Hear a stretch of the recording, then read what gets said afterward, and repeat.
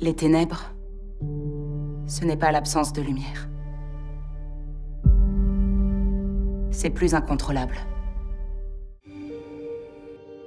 C'est sur cette pierre que je bâtirai mon église. Ce qui vous est arrivé n'est rien à côté de ce qui vous attend. Moi, je suis la résurrection et la vie. Celui qui croit en moi, même s'il meurt, vivra. Lazare! Lève-toi et sors! Homme de douleur. Habitué à la souffrance.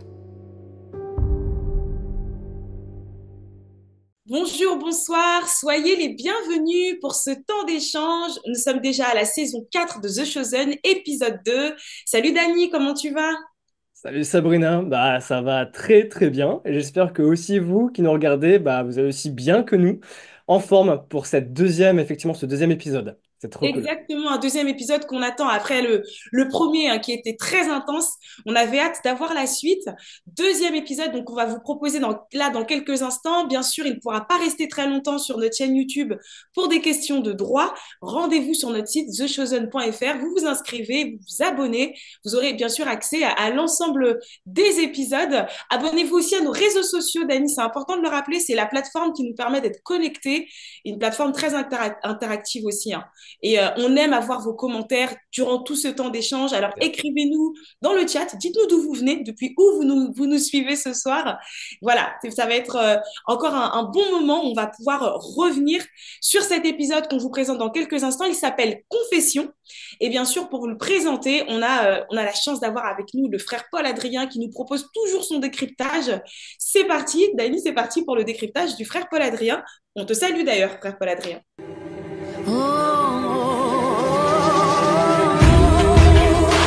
Bonjour à vous, dans ce deuxième épisode de la saison numéro 4 de The Chosen, notre série préférée qui parle de Jésus et des disciples. Je suis le frère Paul Adrien, je suis prêtre religieux catholique, j'ai un apostolat et un ministère sur YouTube. Et aujourd'hui, nous allons parler de cet épisode qui commence très bien. Et écoutez, c'est peut-être la première fois, donc j'espère que vous ne m'en voudrez pas, qui se termine peut-être un peu moins bien, sur lequel je me permets d'avoir des réserves. Ce qui ne change rien à la qualité globale de la saison et à mon amour pour The Chosen, mais Jésus a dit « la vérité vous rendra libre ». Alors, qu'est-ce que ça veut dire exactement? Alors déjà, je note que ça commence très bien parce que il y a toujours ce même souci de fraîcheur, de folklore, d'humanité, d'amour de Dieu et de souci de rigueur archéologique. Donc par exemple, c'est avec joie que l'on voit le rabbin s'habiller pour la prière avec le talit, le châle de prière, avec le tzitzit, les franges que l'on met au bord des vêtements. Tout ça a une signification biblique. Et puis ensuite, vous avez cette plongée dans le Sanhédrin, qui est très belle parce que là, ça vous montre vraiment l'ambiance des débats et des conflits qui pouvaient opposer certains pharisiens entre eux. Alors parfois même, on a l'impression que The Chosen est comme pris dans son propre jeu, qu'il en rajoute encore. Mais c'est bien parce que ça permet vraiment d'avoir des images très colorées. Donc par exemple, je note avec un petit sourire que vous avez le grand prêtre qui arrive avec son pectoral, avec les 12 pierres qui représentent les 12 tribus d'Israël et qui en fait est un habit liturgique. Donc il portait très probablement pas en Sanhédrin. De la même manière, on parle beaucoup de Ben Shammai. Alors, c'est pas attesté par les évangiles, mais Ben Shammai était un rabbin extrêmement connu, extrêmement célèbre et extrêmement rigoriste. Donc, c'est pas impossible qu'il soit derrière le complot contre Jésus, mais on peut peut-être pas être aussi catégorique que ce que The Chosen le dit. Mais en tout cas, ce qu'il y a de très beau, c'est que ça vous enlève une idée de la tête. Il y aurait Jésus qui aurait fait ces 3 années de prédication apostolique et ensuite, il y aurait eu un jugement. Le jugement de Jésus a duré pendant ces 3 années. Et à la fin, c'est le clou qui a emporté Jésus, mais c'est vraiment quelque chose de continu. Donc toujours ce souci de plongée, d'immersion. Pareil par exemple pour le Shiva, la période de deuil. Alors dans les évangiles, vous avez vraiment les pharisiens qui mettent la pression sur Jésus et Jésus qui est comme obligé de se réfugier très loin de Jérusalem jusqu'à Césarée de Philippe que l'on va voir dans l'épisode. Alors que là, c'est plutôt un choix libre de Jésus. Donc, ce que l'on perd en puissance dramatique et en intensité narrative, On le gagne en immersion et en émotion parce que tout cela est aussi très bien traité. C'est vraiment une plongée dans la vie juive du 1er siècle. Bon. Et puis là, vous arrivez à ce temple. Alors on voit le temple. On est déçu parce qu'on voit un tout petit temple et on ne peut pas s'imaginer que pour nous, c'est les grands temples de Rome. Mais c'est très bien fait aussi parce que les temples, ça ressemblait à ça. C'était pas des lieux où on s'assemblait à l'intérieur, c'était juste des sortes d'entrepôts dans lesquels on mettait des statues. Puis en plus, là, vous avez, paraît-il, les sources du Jourdain et qui sont comme les portes des enfers. Donc pour mettre ensemble la Shiva, le deuil de Jean le Baptiste, et pour parler de l'Église qui sera plus puissante que la mort, c'est une très très bonne trouvaille. Donc j'applaudis dès demain et puis on retrouve là The Chosen. Alors pourquoi est-ce que je vous dis qu'il se termine un peu moins bien Mon opinion. Bon. Par exemple, vous avez la confession de Pierre. Pierre dit tu es le Christ, le Fils du Dieu vivant. Et tout le monde fait ah avec le changement de nom, ce qui est vrai. Alors, pour un catholique, et là je pourrais pas m'empêcher d'être catholique, c'est hyper important. Mon propos, c'est que dans la tête d'un catholique, il est inenvisageable de citer ce passage sans citer ce qui vient juste après. À savoir, Jésus qui annonce sa passion, je vais mourir, je vais être livré, et 3 jours après je ressusciterai. Et puis Pierre qui va voir Jésus et qui lui dit « Non, cela ne t'arrivera pas ». Et Jésus qui se retourne vers Pierre pour lui dire « Écoute mon coco, arrière Satan, tes pensées ne sont pas celles de Dieu mais celles des hommes ». Et dans la tête d'un catholique, c'est inenvisageable de parler de la confession de foi de Pierre sans parler de Jésus qui lui dit juste après la grande réprimande. Il y a un autre passage, et là c'est peut-être un peu plus embêtant quand même. C'est qu'il n'y a pas la transfiguration. Il n'y a pas la transfiguration. Et alors ça, là, il y a une sortie de route. La transfiguration, c'est exactement à ce moment-là. Et c'est présent dans Luc, dans Marc, dans Matthieu. Et en fait, c'est exactement le moment où Jésus est arrivé au sommet de sa gloire, où il va prendre la décision d'aller à Jérusalem, et là, ça va aller de mal en pire. Donc, dans la trame narrative de tous les évangiles synoptiques, Marc, Luc, Matthieu, le turning point, le moment où tout bascule, c'est la transfiguration. En fait, c'est le moment où Jésus montre la gloire qu'il avait auprès du Père pour réconforter ses disciples. Et donc, en fait, c'est le moment où on s'aperçoit que Jésus, c'est pas simplement un homme, c'est aussi Dieu sur terre. Et je le redis, ça c'est très très important. Donc là, j'ai quand même une grande déception. En fait, je peux maintenant vous le dire. Hein. La transfiguration, c'est ce que j'attendais depuis 3 saisons.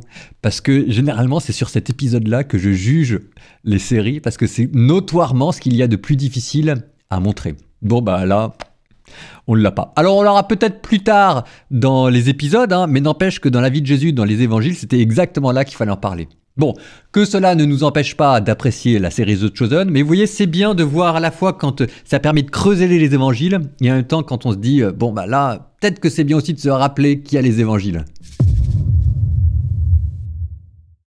Excellent, excellent. Merci, frère Paul-Adrien. Sois béni pour ce décryptage. On est un peu triste de voir que qu'il est presque déçu, comme il le dit, Dany. Il dit carrément qu'il est déçu.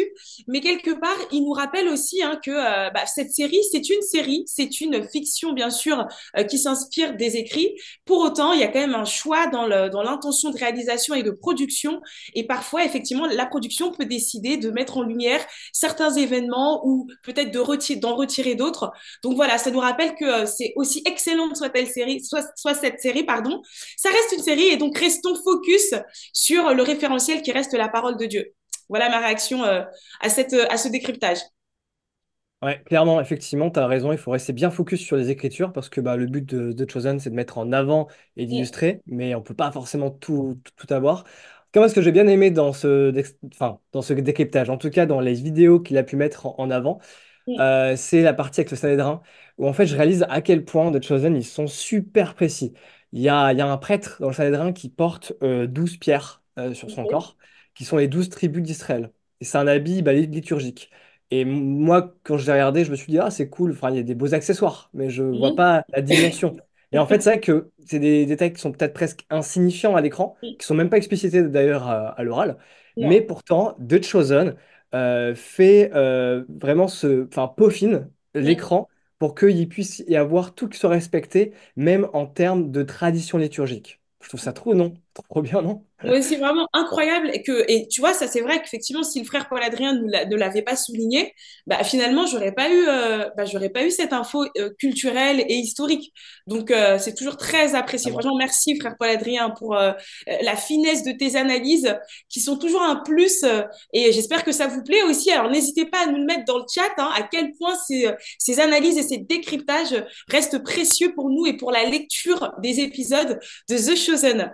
Alors, l'épisode en question, c'est Confession. Voilà comme il s'intitule. Dans quelques instants, on va pouvoir vous le présenter. Mais juste comme ça, de manière un peu généraliste, hein, moi, pour ma part, cet épisode, il m'a marqué à deux niveaux. Déjà, le changement d'identité de Pierre, ce changement de Hmm. nom. Une grande destinée lui est réservée. Dieu a un plan merveilleux pour lui. Donc, effectivement, c'est vraiment cet aspect-là. Confession, ça me rappelle aussi justement la confession qu'il va faire en disant, en proclamant Jésus est le Fils de Dieu. Il le dit, hein, comme le disait le frère Paul Adrien, dans un contexte où bah, c'est quand même, voilà, donc il le dit, il l'affirme. Et pour autant, quelques secondes après, Jésus va lui dire, arrière de moi Satan, parce que effectivement, Pierre avait émis peut-être une peur en disant non, tu ne seras pas sacrifié, etc. Donc, quelque part, ça nous montre qu'on peut avoir une grande destinée, le Seigneur peut nous appeler à faire de grandes choses, nous révéler une nouvelle identité en son nom, comme Pierre, et pour autant, nous restons des êtres humains avec des peurs, avec effectivement aussi 2 secondes après, on voit que Jésus le rejette presque. Et ça nous rappelle qu'on n'est pas parfait en fait. On n'est pas parfait. Même si Dieu a un grand plan pour nous, on n'est pas parfait. Et dans son immense bonté, dans son amour infini, eh ben Dieu, il nous pardonne et il nous laisse pas tomber. Donc ça nous rappelle que voilà, on est des êtres humains, même si Dieu a un plan merveilleux pour nous, ça peut quand même on reste des êtres humains avec des C'est carences, ça. des défaillances. Et voilà, c'est vraiment ce qui m'a marqué dans cet épisode. Toi, Dani, par rapport peut-être à Pierre, est-ce que tu voulais me parler peut-être du pardon? Le pardon, c'est quelque Ouais. chose qui t'a marqué. Je crois qu'on se disait ça en off tout à l'heure. C'est vrai, oui, bah, comme tu as bien dit, hein, il y a eu des confessions.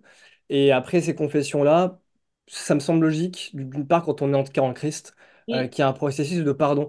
Et on le voit vraiment bien, c'est palpable dans cet épisode avec Pierre surtout, mm, où il a une sorte d'antagoniste, même au niveau du caractère, c'est Matthieu. Parce que eh ben, en fait, Pierre ressent être offensé par Matthieu. Matthieu qui quand même était collecteur d'impôts, et je dis bien était, parce qu'il est plus, mhm, c'est plus le cas avec Jésus. Et en fait, Pierre, ça, voilà, voilà, il est toujours dans ce processus de purée, il m'a fait du mal. mhm. Et je me demande du coup, selon toi, comment toi tu vois l'attitude de Matthieu dans ce cas-là? Bah, si tu veux, moi, quand j'entends ce que tu me dis là, l'attitude de Mathieu, je l'aperçois presque de manière un peu inconsciente. Je ne sais pas si il a eu le temps de se poser, de réfléchir. Tu parles de processus de réflexion, mais c'est ça, en fait. Le pardon, c'est aussi un processus de remise en question. Quelqu'un vient nous Ouais. voir ou quelqu'un a une attitude comme quoi on l'a offensé. Et ben nous, en tant qu'enfant de Dieu, en tant qu'être humain, on doit se poser, réfléchir, prendre conscience. Parce que Mathieu, finalement, il faisait son boulot. Il était collecteur des impôts. J'imagine que voilà, il devait peut-être un peu harceler les autres pour récupérer les fonds, enfin pour faire sa mission. Mais ça peut effectivement, ça a pu en tout cas blesser d'autres personnes telles que Pierre. Mais je ne suis pas sûre qu'il soit pleinement conscient que du niveau d'offense. Donc ça nous montre aussi quelque part que parfois on fait du mal sans le savoir et que c'est important de prendre des temps de réflexion pour pleinement entrer dans ce processus de pardon, même de demander pardon. Exactement. C'est ça. Mais ces temps de réflexion, c'est aussi bien de ne pas les prendre tout seul, de pouvoir aussi. Bah, on a Jésus dans notre vie. Donc Pierre, qu'est-ce qu'il a fait? C'est qu'au lieu de cogiter tout seul et puis de passer à l'action, peut-être qu'il aurait pu prendre un bon choix, hein, mais Mhm, il est quand même allé voir Jésus, son maître, en toute humilité. Il a eu une discussion avec lui et en fait, il s'est rendu compte que, ok, peut-être que Matthieu l'a offensé, mais mhm. que peut-être que Matthieu n'a pas non plus tout fait. Qu'il y a aussi lui qui était très rancunier. Et ça l'a pas empêché de faire ce qu'il a fait après. Et je trouve ça vraiment beau. Donc, est-ce que ça veut peut-être dire que dans ce processus bah, de pardon, ça peut être aussi dans les deux sens, non? Mais complètement. Moi, je le vois comme ça. Si vraiment j'avais la petite morale finalement aussi hein, qui ressort de cet épisode, c'est que surtout qu'on peut appliquer au quotidien. Nous, hein, on est tous des êtres humains, entre frères et sœurs. On peut parfois s'offenser de manière consciente ou inconsciente. Mais quoi Ouais. qu'il en soit, des deux côtés, il doit y avoir un processus de réflexion, d'introspection, de remise en question dans le Seigneur pour avoir l'attitude la plus adaptée et surtout avoir un comportement et un geste d'amour envers les uns et les autres. Donc, d'une partie comme de l'autre, du côté de l'offensé ou de l'offenseur, il faut qu'il y ait de la remise en question, des temps de prière et surtout, voilà, l'amour avant tout. Vraiment, c'est comme ça que je le Amen. perçois. Amen, amen, j'ai envie de dire. Alors, on continue ce temps d'échange avec les Two Disciples qui nous accompagnent au fil des épisodes. Ils nous proposent un nouveau format, on le disait la dernière fois qu'on s'est vu, un nouveau format hyper sympa, hyper dynamique. C'est parti pour les Two Disciples. Pourquoi Jésus emmène ses disciples dans un lieu de perdition totale? Quelles sont les conséquences du décès de Jean-Baptiste sur Jésus? Et un enseignement sur le vrai pardon? Ici, Two Disciples, on va chercher à comprendre les références bibliques de chaque épisode de The Chosen à travers des micro-détails. 3, 2, 1, c'est parti! On démarre avec un voyage ultra choquant pour les Juifs. Dans l'épisode 2 de la saison 4, Jésus emmène ses disciples à Césarée de Philippe. un endroit réputé pour ses pratiques idolâtres et ses rituels sordides, et même de relations complètement inappropriées avec des animaux pour honorer leurs idoles. Tous ces boucs, c'est pour les sacrifier dans le temple? Non, c'est encore pire que ce que tu crois. C'est glauque.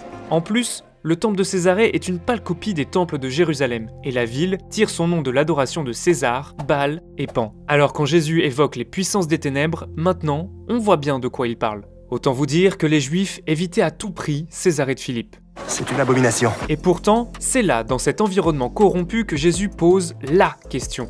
Qui suis-je? Merci Mathieu d'avoir pris des notes. Quand Simon répond « Tu es le Christ, le Fils du Dieu vivant. » c'est énorme. Dans un lieu où l'on adore des faux dieux comme César, Baal et Pan, Simon proclame que Jésus est le seul vrai Dieu. Et Jésus ne fait pas que confirmer la parole de Simon, il montre qu'il domine toutes ces idoles païennes. Mais ce n'est pas fini. Jésus appelle Simon fils de Jonas, une référence directe à Jonas, le seul prophète qui a été envoyé prêcher aux païens. Par là, Jésus annonce que la confession de foi de Pierre ne se limitera pas aux Juifs, mais touchera bien toutes les nations. Poursuivons avec le décès tragique de Jean-Baptiste qui marque la fin de l'épisode 1 de la saison 4. Dans le début de l'épisode 2, on voit Jésus réagir à la mort de son cousin et des détails subtils font écho aux traditions juives du deuil. Quand il apprend la nouvelle, Jésus évoque la Shiva, une pratique juive où pendant 7 jours la famille du défunt reste à la maison, assise, pour recevoir les condoléances. Le mot Shiva signifie d'ailleurs à la fois 7 et s'asseoir. Mais ici, il y a une petite subtilité. Jean-Baptiste a toujours vécu sur la route. Jésus, fidèle à la réalité du parcours de son cousin, n'entend pas faire une Shiva sur place, mais là où Jean-Baptiste a toujours habité, sur les chemins. Parlons aussi d'André, qui arrive avec du pain rassis pour Jésus et qui est choqué en voyant que Jésus ouvre les rideaux. Attends, qu'est-ce que tu fais? Dans les rites de deuil juif, on mange des aliments simples, comme du pain rassis, pour symboliser la simplicité et la douleur du moment. Oh, waouh. On cache également les vitres, les miroirs et tout ce qui réfléchit, pour être sûr de ne pas voir son visage couvert de chagrin. Pour finir, parlons de l'une des scènes les plus poignantes de l'épisode, la discussion entre Pierre et Jésus sur le pardon autour du feu. Depuis l'appel de Matthieu dans la saison 1, on sent que Pierre a toujours du mal à digérer le passé de Matthieu comme collecteur d'impôts. Et là, Jésus dit un chiffre qui fait tilt. 70 fois, 7 fois. Et ce n'est pas un simple calcul mental. Dans l'exégèse numérique, chaque lettre hébraïque équivaut à un chiffre, et chaque mot a donc une valeur qui est la somme de toutes ces lettres. Vous suivez? Je sais pas trop quoi faire. Il a donné aucun détail. Il en a donné, mais ils étaient cryptiques. Le mot tamim, qui signifie complet, équivaut donc à 490, tout comme Bethléem d'ailleurs. Donc quand Jésus dit à Pierre de pardonner 70 fois, 7 fois. soit 490 fois, il ne parle pas d'un quota, il lui dit de pardonner complètement, et c'est ce sur quoi il insiste dans la discussion. C'était les Two Disciples, retrouvez-nous sur notre chaîne YouTube. Dites-nous en commentaire quel micro-détail biblique vous avez repéré, ou quel personnage vous aimez le plus dans cet épisode. Soyez bénis.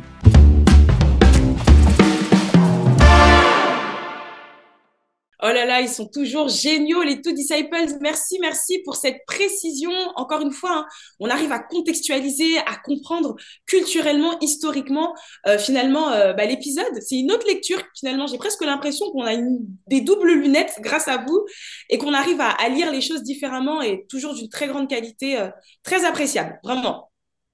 Ah, c'est clair, ouais, c'était super bien. J'aime trop la musique et le montage. Franchement, ça a changé. C'est dynamique et en 3 points, trois infos qui Mm. creusent. Super concept. Donc merci aux two disciples. Trop C'est bien. clair. Et ce qu'on retient aussi, c'est justement c'est cette manière dont Jésus choisit de vivre le deuil, Dany, hein, en restant effectivement sur le chemin, en continuant sa mission.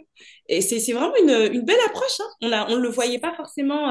Ouais. Ouais, c'est clair, ouais. L'approche, elle est belle parce que, bah, comme il disait Shiva, donc, Mm. qui veut en fait, c'est un processus hein, après les funérailles, qui consiste à, pendant 7 jours, c'est quand même voilà, assez à fond. Pendant 7 jours, en fait, ils doivent bah, du coup être en deuil hein, et puis s'asseoir aussi. Et en fait, on remarque que Jésus fait l'inverse. Mais pas fait l'inverse pour être à contre-courant tout le temps, mais il fait l'inverse parce que en mémoire de Jean-Baptiste qui a vécu sur la route pendant longtemps pour son ministère, et ben Jésus va faire pareil. Il va se dire, bah, moi, pour être dans ce deuil, j'ai envie de continuer la route là où Jean-Baptiste a mené le chemin, ben, je vais le faire avec lui et sans m'arrêter dans ma mission. Et je trouve ça super beau, la manière dont Jésus a pris cette initiative. Et puis, c'est une bonne mémoire pour son cousin aussi. Exactement. Franchement, merci les Two Disciples de nous avoir aussi permis de le comprendre de cette manière. Et c'est toujours un plaisir de partager vos vidéos. Alors surtout vous aussi qui êtes avec nous, n'hésitez pas, écrivez-nous, dites-nous ce que vous avez pensé hein, de cette petite capsule que nous proposent les Two Disciples. Et on a hâte d'en découvrir d'autres au fil de la saison. Alors Dany, maintenant j'aimerais que tu nous en dises un peu plus sur la rubrique des ambassadeurs. Je crois savoir que cette année, elle est juste incroyable. Il y a énormément de choses qui se passent, des rencontres une belle promo, un Tu dis rendez-vous au trop. cinéma. Non, tu dis trop de choses. Oh là là là là, on veut tout savoir, Ouais. Dany. Dis-nous, dis-nous.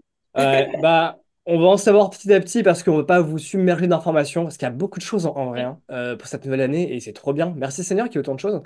Mais la première des choses que je ne vous ai pas forcément dit à la première émission, mais là on aimerait le faire du coup avec vous, et c'est vous qui êtes la clé en fait de ce projet, entre guillemets, c'est de pouvoir en fait bah, recevoir vos témoignages. On sait que The Chosen agit un peu partout, que ça soit au travers bah, du coup des US, hein, on voit qu'il y a les acteurs qui ont été chamboulés, mais je pense que vous l'êtes aussi. Et du coup, on aimerait bien savoir ce qui s'est passé dans votre vie, comment The Chosen peut-être à catalyser, je sais pas, la rencontre avec Jésus, ou bien vos amis peut-être. Donc pour cela, je pense que vous avez plein d'histoires à nous raconter. En description, il y a une adresse. L'adresse, elle est simple, c'est dany@thechosenfrance.org. Et vous m'écrivez un petit mail. Et puis après, moi, je pourrais vous donner quelques informations de comment on peut récolter vos témoignages et puis peut-être en faire des vidéos sur les réseaux. D'ailleurs, n'hésitez pas à nous follow. Ou bien, si l'envie vous dit, ça pourra être des super témoignages à vous communiquer dans nos newsletters. Parce que oui, les newsletters reviennent. Et d'ailleurs, c'est un bon moment pour vous dire que la newsletter de février était dédiée, attention, était dédiée pour une sorte d'événement qui est en France, dans plein de cinémas. Et je pense que vous avez peut-être dû prendre votre place. Mais si ce n'est pas déjà fait, eh bien, vous savez que maintenant, chez Pathé et chez CGR, il y a des cinémas participants qui, du 11 et 13 avril, diffusent The Chosen saison 5. Voilà. Donc, par mail, vous pourrez recevoir toutes ces news. Et à la fois, vous recevez mes news, mais également, moi, je veux aussi recevoir vos témoignages. C'est un peu donnant-donnant. Donc voilà, merci encore pour votre fidélité. Et vraiment, en fait, la communauté des ambassadeurs, elle est là grâce à vous. Donc, je plein de petits cœurs dans le chat, si je peux vous demander Mhm. ça, pour aussi montrer le soutien que vous avez envers The Chosen. Et puis, merci encore d'être présent avec nous, quoi. Super, super, que de bonnes nouvelles et surtout rendez-vous le 11 et le 13 avril en cinéma pour vivre cet événement juste incroyable de découvrir la saison 5 sur grand écran.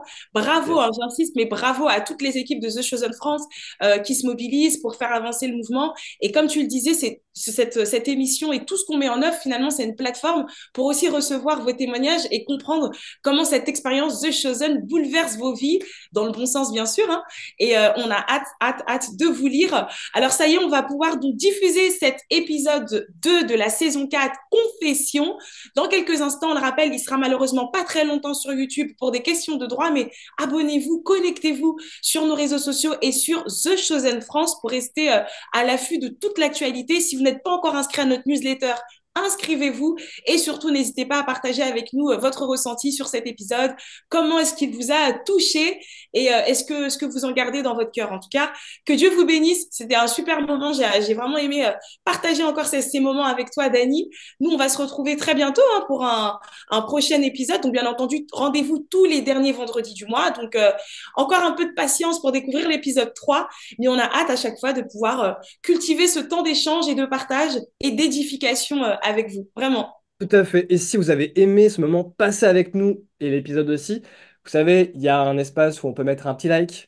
N'hésitez pas à le mettre si jamais vous voulez nous envoyer de la force et aussi vous voulez nous dire combien vous avez bien aimé ces échanges-là. Et aussi, bah, n'hésitez pas à réagir à chaud à ce que vous allez voir parce que l'épisode 2, bah, comme on a vu avec le frère Paul Adrien et les Two Disciples, ça annonce grand. Donc, c'est ça. Il y a Il est beaucoup de tumulte. incroyable, sans vouloir vous spoiler. Ouais, C'est comme c'est tout parti. d'ailleurs. On vous souhaite de passer un bon moment avec cet épisode 2. Écrivez-nous, soyez bénis. On se retrouve pour le prochain épisode, le 3, le dernier vendredi du mois de mars. Comme d'habitude, que Dieu vous bénisse. À très bientôt. Salut Dani. À bientôt, salut, bonne Bye soirée. bye.